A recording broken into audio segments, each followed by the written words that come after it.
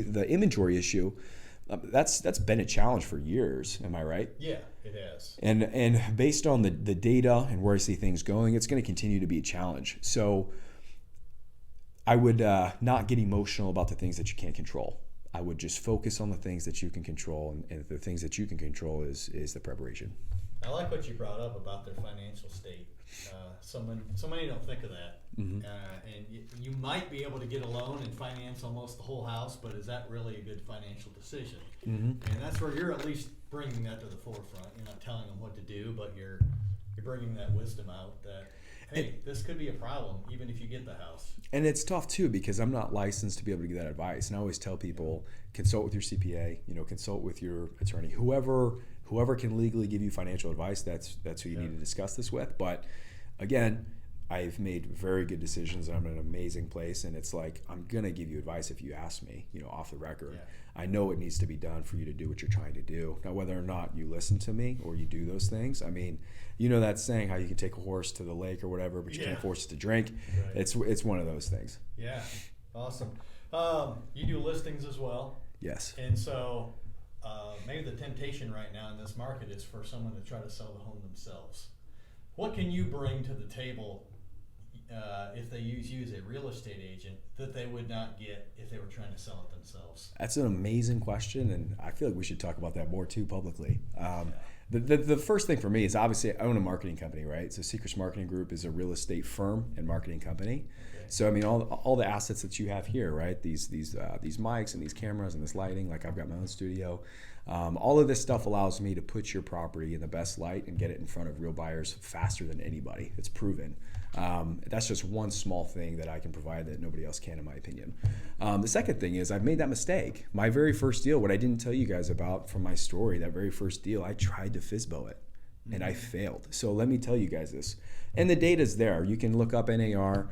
You're going to make more money selling it with a licensed professional than doing FSBO. I understand we have technology like Facebook and Instagram and Zillow, but what you guys need to understand, those platforms are syndicated through the major listing service that we pay for, to be members of, to get this information out of there. That's kind of the central hub for all this information that gets syndicated and gets put out there. So a lot of people, you'll hear people say, oh, well, I just listed my house on Facebook. I'm like, no, you didn't list your house on Facebook. You posted it in front of the 200 people in your community. I can get it in front of hundreds of thousands of people, right?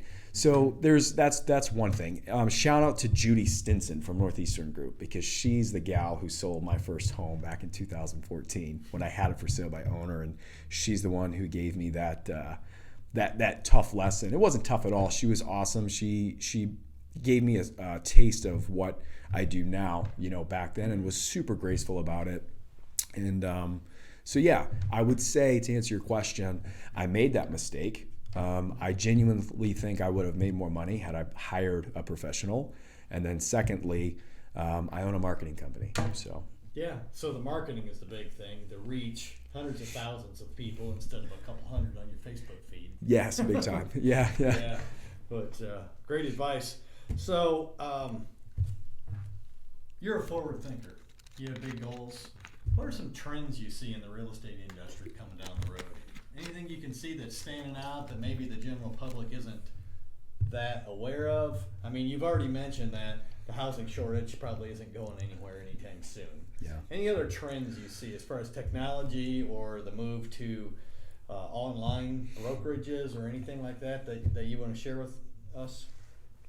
This may upset some people, but I'm going to be as authentic and raw and real. Yeah. I think the current model we have from an agency standpoint is broken. There's no debate, like that value prop isn't what it used to be. So to answer your question, but still be respectful of, the current status quo, I'm seeing a big shift in the one percenters and what they're doing with their businesses and how they're setting them up. I think we're going to see with the internet and the mobile device, it's people are now developing the relationships with the agent. It's not the broker. It's not the brokerage. I hate to say it, but it's the truth. So I think, and those people now realize that, and we're doing what we need to do accordingly. Yeah. Well, I would agree. I think the trend we've seen is mobile device you don't find the agent in the office as much. And so they're available all the time. Yeah. But I don't even think agents, I don't know of many brokerages who still require their agents to have office time. I know back in the day you had to be in the office, a certain amount of time each day. Yeah. And I don't even know of any brokerages who require that anymore. Yeah. Inspections. Yes. Talk a little bit about the value of the third-party inspection. There seems to be a trend, at least right now, of bypassing that. There's so many offers on a home, you feel pressured to bypass it. So whether they get that before the transaction or after it, talk about what you've seen as an advantage to getting an inspection. Great question. And you'll love this because I think it's foolish to not get the home inspected, period. I understand in this climate to differentiate yourself from other buyers, it may put you in a higher probability of getting your offer accepted on that property if you waive it.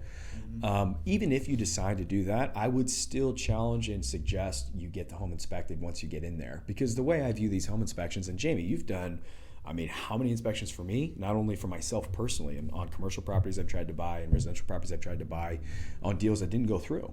But I got the property inspected and I kind of use it as my template. Like, okay, what are the issues with the property? Looking at it in my experience, I can roughly come up with the number that it's going to take to rehab this property or, do what needs to be done to fix it. You guys help me uncover the stuff that I don't see. You guys are licensed and trained to see the things that I might not pick up on. So the value in that what's the average what's the average cost for a standard whole house inspection? $400. So for me, $400 is likely that's the return on the investment. Okay, like I could have bought in some of those properties that you guys have inspected for me, and I would have lost X amount of money had I not have gotten that inspected. So to throw down $400 is a lot of money. I'm not gonna say it's not a lot of money when 3 out of 4 Americans don't have $1,000 in the thing, but it goes back to the preparation. Allocate some dollars to inspect the property. Whatever that is. If you want a house on a basement, okay, budget for a radon add-on, right? It's just, you need to account for that, in my opinion, because if you're gonna sink that much cash into something and you're going to borrow that much money, over a 15 to 30 year time period, you're gonna wanna know what's wrong with the house. And for it to still be there 30 years after you've paid that mortgage off, or if you're gonna sell it and buy another one, you're gonna want to know what you need to do to keep it in good shape so that you can, happily live there and not have any issues. Recent stats said that the average homeowner's in their home, It's 3 to 5 years, yeah. 3 to 5 it's 3 to 5 years. So even if you buy that house right now, chances are you're gonna sell it in 3 to 5 years. Get it inspected, find out, here's some maintenance issues I need to take care of, or maybe my roof's gonna be shot in 3 or 4 years. At least you know that.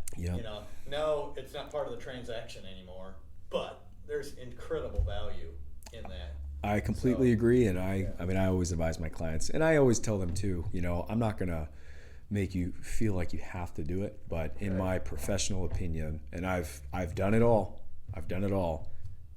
Save some money and get the property inspected. Do yourself a favor.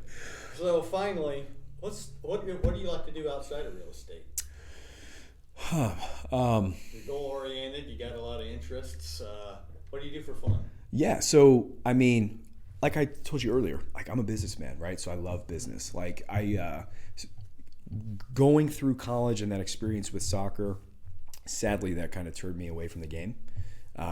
It's kind of getting reintroduced in my life. I've got some friends who are now professionals, and it's cool seeing them succeed. And my 4-year-old we just got her in her first league, so I've got some new boots that I got back in college that have been in a box, that was given to me, and I'm excited to get those out and share that passion with her.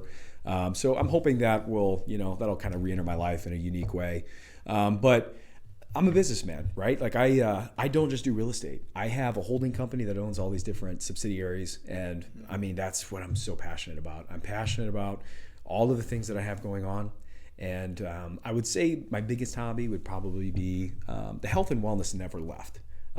Going through college, to be a Division I athlete, to be a 1%er, you've got to put extra work outside of your training, whatever it is. Weight training, cardiovascular exercise, eating right. So, growing up my whole life, that was always a huge element, right, in my life. And when I left the game, it freed up a lot of time. And it was I fell in love with weight training even more because it allowed me to fill that athletic gap that I had my entire life, right? Because we start playing when we're 3-4 years old. Yeah. And what I also liked about it was seeing my body transform, the weight training side of things. I think I graduated high school. I was like 135 sopping wet, 5'8". I got into college, and I think I left uni around 180. So I packed on a lot of size. And when I left uni, I'm floating around like 215, 225 now. Mm-hmm. And it's like, I loved being in control, because when you're on the pitch, you're subject to the coaches and the system that they want to play. And again, it goes back to, putting yourself in the right environment to succeed. So what I liked about the gym was it was solely reliant on my effort, what I put in my body, what exercises I did, how much water I drank, those things. So I'm in the fitness community. I'm a member to a couple local gyms. I have a home gym now because of how busy I am, and sadly I don't get to go to the gym as much as I used to or would enjoy to. But I've got what I need at home, so that I can always I can still be on it. But yeah, I'm a member at ISG, Iron Society Strength and Fitness. Shout out to Lonnie and Nikki. Speece Fieldhouse, I train there pretty frequently in Fort Wayne. And Awesome. I would say health, wellness, and weight training. Well, it's really like another business decision. You're investing in yourself, taking care of yourself. And that's kind of the way I see it too. It's all of my things align with what I'm after in life. I've got specific goals, and I'm blessed and grateful that I was able to recognize all of this at an early age. Mm-hmm. Because it just plays out. So like things that are hobby to me are actually like giving me value. It's benefiting my life. It's my health, right? Yeah. But it's also getting me in the community, right? It's meeting new people, and a lot of that puts you in an ecosystem to get more deals and stuff like that. So yeah, I'm lucky that my extracurricular activities continue to add to what I'm doing. Well, folks, you got a businessman, a guy passionate about real estate here that has been highly successful at a young age. Great advice, Tyler. I would suggest if you need a real estate agent, give him a call. See what he can advise you on and go from there. So thanks everybody for watching. Make sure to give this guy a call. See his number here on the screen, and we will talk to you later.